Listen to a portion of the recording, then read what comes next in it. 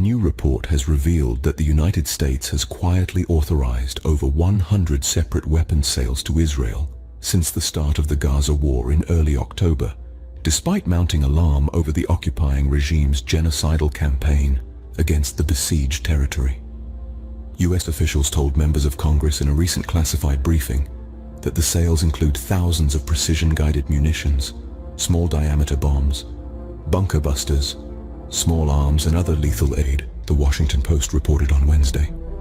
The report comes as only 2 approved weapons sales authorized by U.S. President Joe Biden had been made public so far, but the latest triple-digit figure has not been previously reported. The Biden administration bypassed Congress to initiate $106 million in sales of tanks ammunition, as well as $147.5 million of components needed to make 155 mm shells.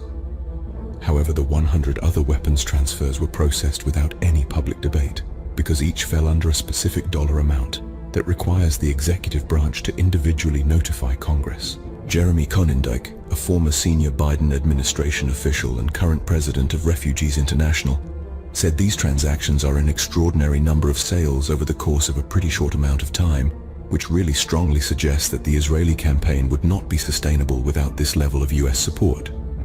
Josh Paul, a former State Department official who resigned in protest over the Biden administration's Gaza policy, also noted, "The arms transfer process lacks transparency by design.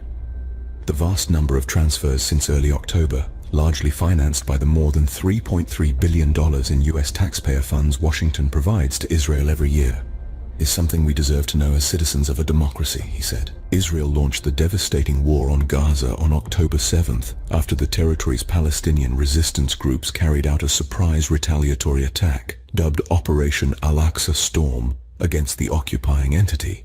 Since then, the United States has supplied the Tel Aviv regime with more than 10,000 tons of military equipment and used its veto power against all United Nations Security Council resolutions that called for an immediate ceasefire in Gaza.